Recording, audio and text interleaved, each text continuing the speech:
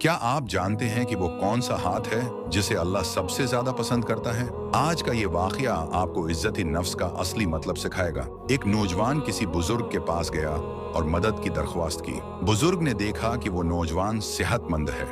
उन्होंने उसे पैसे देने के बजाय एक कल्हाड़ी खरीद कर दी और फरमाया, जाओ जंगल से लकड़ियां काटो और बाजार में बेचो, लेकिन जब तक पैसे ना कमा लो मेरे पास वापस मत आना।